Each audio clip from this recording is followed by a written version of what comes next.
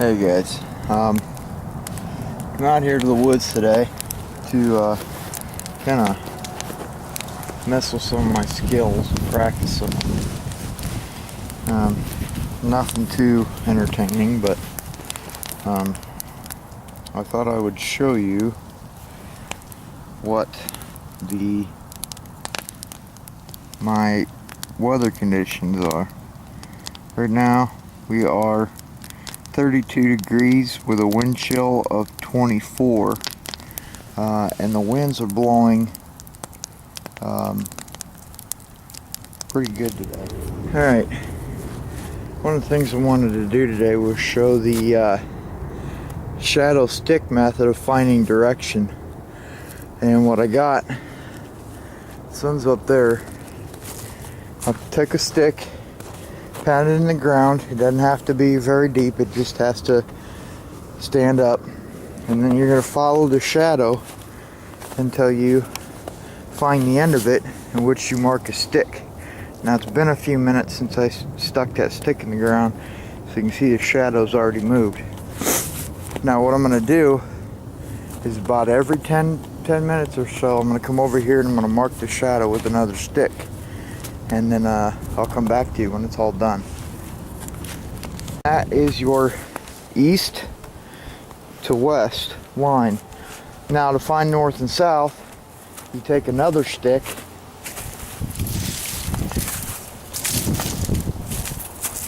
You can find one that doesn't break apart.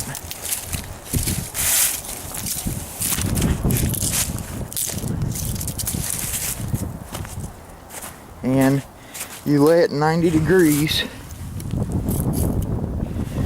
to your east-west line, and that is your north-south line. So right now we have east, west, north facing where I'm facing this way, and then south going the other way. It's just a quick little technique that you can use if you're in a situation where you don't have a compass or a way of telling your direction. And it is pretty accurate. It's actually almost perfect. Now if you compare this to a compass, depending on where you're at in the world, it will be off, and that's because of magnetic declination. And that is depending on where you're at in the world, your north is going to be just a little bit off, either right or left, a certain amount of degrees, depending on where you're at, than true north. This is solar north, and then you also have celestial north. But this is a quick way, you know, if you stop, you take a break, you're in a situation where you don't have a clue where you're going, or you're lost, you don't happen to have a compass or a way of telling directions, this is a way of doing it. And you can see now that the shadow lines up almost perfectly with that last stick. So, you know, like I said, you know, the way I would use this is if I was lost, I didn't have a compass or a way to tell them directions, I didn't have a way of contacting anybody to say, hey, you know, I'm lost, come get me. This is how I would tell my directions. And then from here you can build, you know, an automatic some compass or whatever. Alright guys, I'm trying to do a little bit of bushcraft here and there. You can see we don't have much snow at all. It's, in some places it's about 1.5 inches deep, and that's about as deep as it gets, but most of the time it's, you know, pretty thin. So what I did was I went over there to where there was a deeper spot, and I gathered a snowball. And this is what they call, if I remember correctly, the Finnish snowball. You know, like the people from Finland. But what I've done is I've taken a stick, carved the bark off so there's no contaminants from the bark, put a container underneath of it, and get water this way. With the heat, you know, heats the snowball, it starts dripping. When it drips, it'll drip into that cup. At least that's the thought. You know, there is a little bit of dirt on it, but that's from my gloves that I was using when I picked the snow up. If you did it barehanded, you wouldn't have to worry about it so much, and there will be some ash from the fire and things like that, but that's not a big deal. Now, you know, this is one method of gaining water when you're out here like this.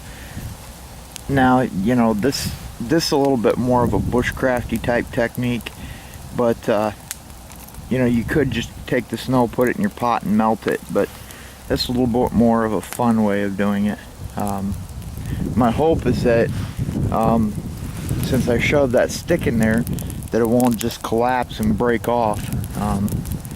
Either way, I'll get water, you know, because my water bottle is nearly empty.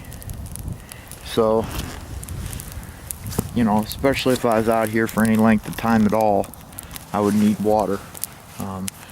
And this is one way of getting it, you know, as long as you get it clean snow. It works better if you're in deeper snow where you don't have to worry about scraping the ground, but I was really careful not to get anything in it.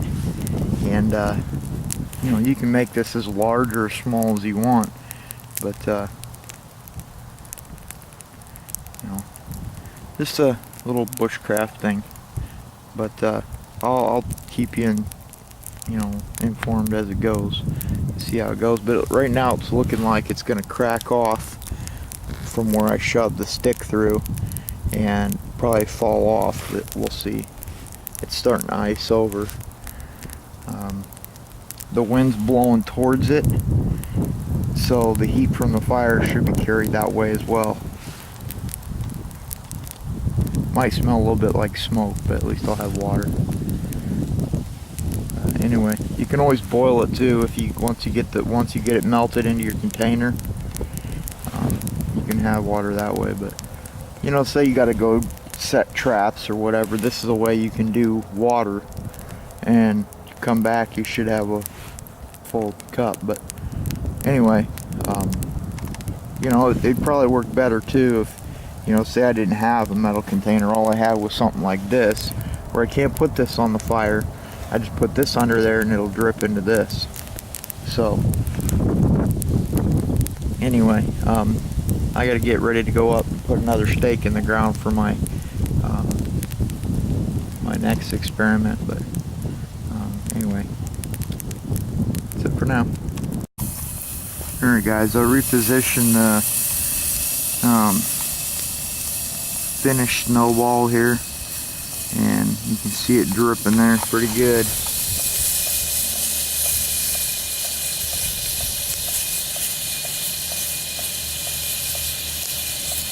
So as soon as that gets done, I'll put another one on, and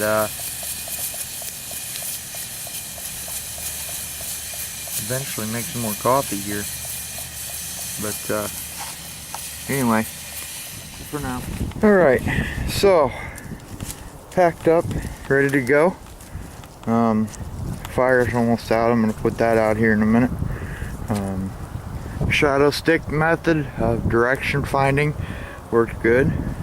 Finnish Snowball worked good. Got plenty of water off that, and I could have got more if I wanted it. And just a few minutes ago here, I went out and I found this piece of maple, and I tied it off. I started it with a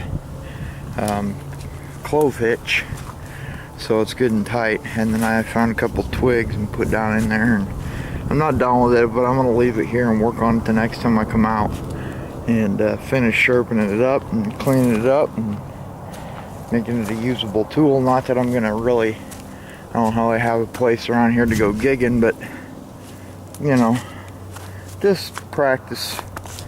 But anyway, overall it was a pretty good day.